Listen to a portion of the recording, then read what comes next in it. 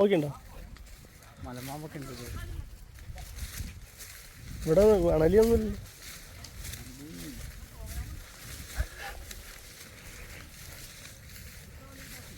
മുമ്പ് കിടക്കണോ?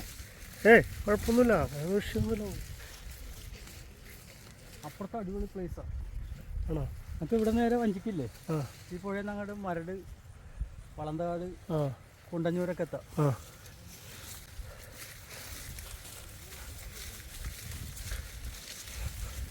ഇവിടെ tourist place ആയിക്കൂടെ?